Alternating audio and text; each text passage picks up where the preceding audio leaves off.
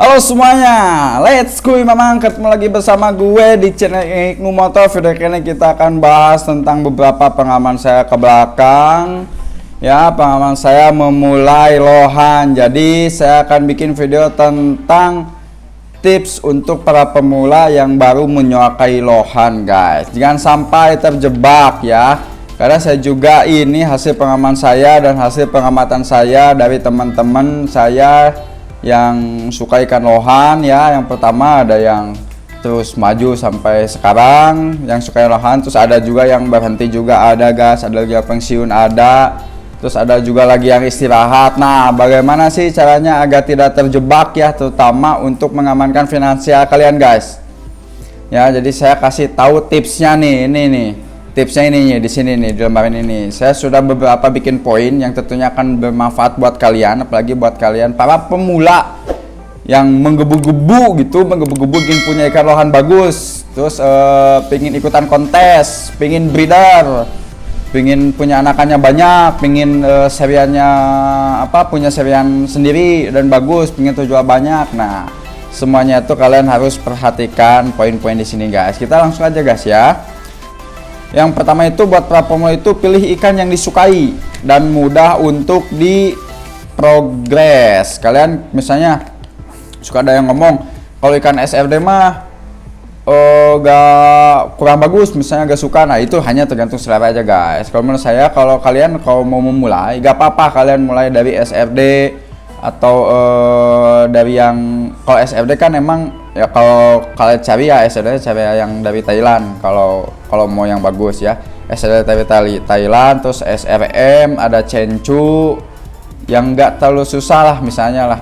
Kalau SFD kan emang dari kecilnya itu udah boom, jadi kalian tinggal belajar aja untuk mempertahankan warna sama jenong dan pembesaran aja, dan itu gak terlalu susah. Kalau Chenchu sama Kampa itu agak berbeda, guys ya. Jadi kalian pilih dulu aja ikan yang paling disukai itu ikan seperti apa.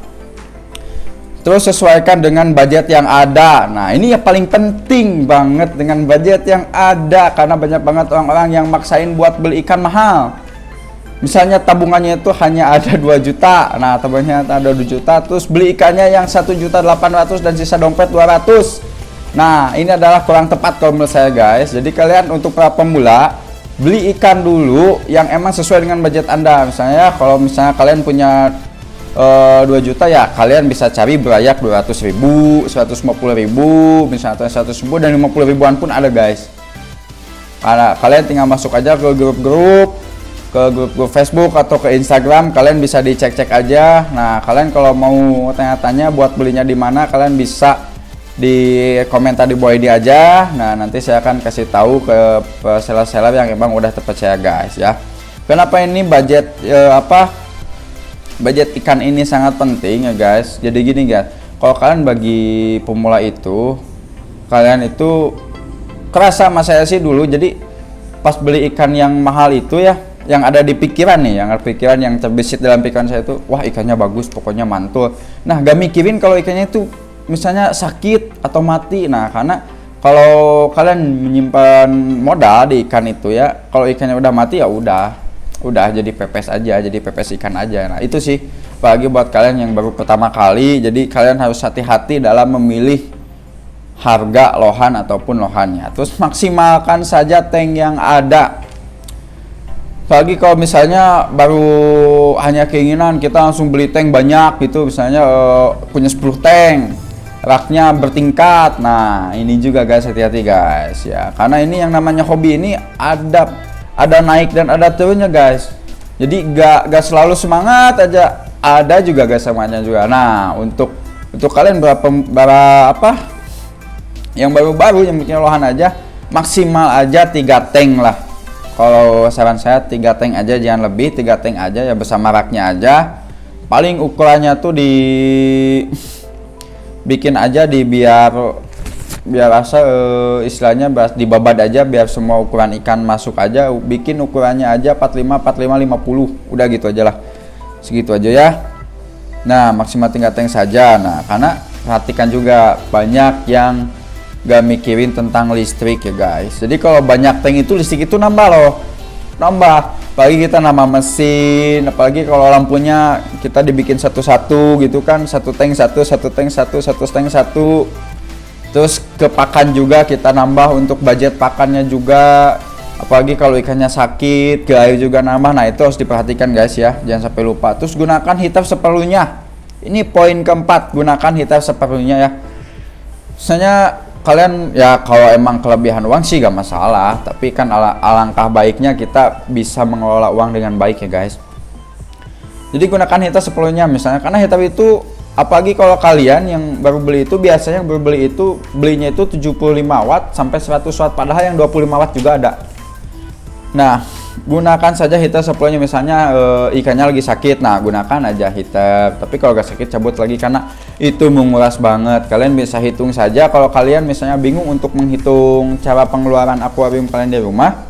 Nah kalian bisa di download aja di Play Store, atau di Play Store sih saya pernah download di Play Store. Jadi cara menghitung listrik yang ada di rumah, nah itu bisa dihitung guys, karena kan dari mesin, dari lampu, kalau pakai aerator itu aerator juga ada wattanya. Nah kalian bisa hitung sendiri. Terus gunakan pelet yang ada, jangan ganti-ganti dulu pelet. Ini yang seru banget nih. Ini yang seru banget. Biasanya kalau pemula itu gak sabaran guys. Oke, karena saya juga dulu begitu. Jadi tapi saya sempat langsung diingetin sama teman-teman, yaudah gunakan pelet 7 yang ada, karena ganti-ganti pelet juga kalau lama-kelamaan pelet juga bisa basi, apalagi kalau nyimpennya nggak benar ya, itu bisa berjamur. Nah kenapa sih pelet ini dimasukin ke poin ini? Karena banyak temen-temen yang nggak sabaran dan nggak tahu tentang genetik ikannya. Nah kalau misalnya ikannya emang susah jenong ya udah gitu, susah juga buat dijenongin gitu. Paling coba-coba di banter-banternya nanti di jos aja gitu kan, disuntik aja misalnya, banter-banternya disuntik aja. Nah bisa juga. Terus kalau susahnya warna, kalau emangnya warnanya emang gitu segitu-gitunya ya susah juga buat dinaikin gitu kan.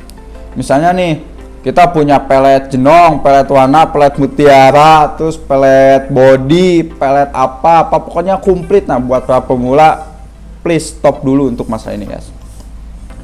Jadi maksimalkan dulu, kalian belajar satu pelet dulu aja, karena dari pelet itu kan ikan itu beda-beda juga, ada yang suka pelet ini, pelet ini, pelet ini, pelet ini, pelet ini. Nah kalian beli aja pelet yang emang direkomendasiin banyak teman-teman kalian yang bagus. Nah oke, beli satu pelet aja, itu aja rajin, itu aja. Kalau kalian rajin sih, misalnya kalau sabar ya mudah-mudahan ikannya bisa jos juga ya. Hati-hati nih pembelian pelet nih, jangan kebanyakan jenis-jenis pelet nih. Terus untuk salah satu perawatannya, siapkan obat biru dan garam. Nah setelah ganti air, kalian itu gunakan garam dan obat biru. Terus perhatikan juga kualitas air di rumah kalian ya guys. Kalau kualitas air di rumah kalian itu jelek, misalnya kuning atau bau, please jangan maksain. Kecuali kalian mau beli Aqua S, itu nyebut merek. Kalian beli air galonan ya. Kalau mau beli galonan ya siap-siap aja, keuangan kalian akan terkuras dengan banyak ya. Terus saya saranin gunakan top filter, jangan bio. Kalau di bio itu kan yang di pinggir. Nah apakah kalian orang yang sibuk, nah kalian gunakan aja top filter, karena ada beberapa keuntungan yang nggak punya, dan keuntungannya itu lebih aman di top filter. Jadi gini guys ya, ada satu pengalaman teman saya itu, dia sibuk sekali, jadi di rumahnya tuh ada bio filter sama top filter. Yang di atas itu dia gunakan top filter, dan di bawah itu gunakan bio filter. Nah jadi dia ada pekerjaan, dan selama 6 bulan itu dia baru pulang, ternyata yang hidup itu hanya ada di top filter. Kenapa? Karena ada itu top filter ya. Kalau top filter itu selama si airnya itu si mesinnya itu masih di dalam air, oksigen itu masih terus bisa berjalan ya, artinya masih bisa berfungsi. Jadi akuariumnya masih ada pasokan oksigen dengan baik. Nah kalau biofilter ditinggalin lama, udahan yaitu mesinnya bisa rusak, ikannya bisa mati karena gak ada oksigen yang muter, terkecuali kalian pakai aerator ya. Nah itu adalah salah satu pentingnya pakai top filter. Terus untuk pengurasan juga mudah, gak sulit. Kalau menurut saya, gak tahu teman-teman yang lain. Terus jangan susah untuk menjual ikan nih. Rata-rata kan kita suka ada aduh lebar lauk geus diurus geus dikieu gitu. Nah, padahal ikan itu misalnya kalian beli kayak itu 200.000. Nah, ada yang nawar 400 500. Kalau masuk jual aja. Ikan itu banyak bisa beli. Oke. Tapi untuk beli yang sama susah, butuh perjuangan. Tapi kalau ada yang nawar dan emang bagus menunya, udah jual aja gue selama guys ya. Itu saran saya sih. Terus jangan dulu berpikir jadi breeder. Case pemula itu biasanya suka kalau belajar gak masalah ya. Kalau belajar gak masalah, belajar breeder itu kan gak masalah, nanya breeder gak masalah. Nah, tapi untuk menjadi breeder itu tahapannya beda guys. Persiapannya juga beda. Waktu yang disiapkan juga beda, gak sama dengan kita hanya ngasih pakan aja beda, apalagi perawatannya yang dari kecil, dari beraya, kalian bakal membutuhkan waktu, bakal membutuhkan biaya, bakal membutuhkan space untuk ikan dan anak-anaknya. Itu sih yang harus diperhatikan guys ya. Jadi kalian belajar dulu tentang masa ikan lohan, pahami, terus bagaimana caranya membentuk progres ikan jenong, bukan progres, misalnya bagaimana cara bikin ikan itu jenong, ikan lohan ya, ikan lohan jenong, warnanya bagus. Nah, kalian tinggal belajar dulu dengan satu ikan. Nah guys, oke, terima kasih banget buat kalian yang udah nonton video ini. Jangan lupa di subscribe, karena dengan subscribe kalian sudah mendukung channel ini terus berkembang dan berkaya guys ya. Terima kasih banget. Oke, selamat ketemu lagi di video selanjutnya guys.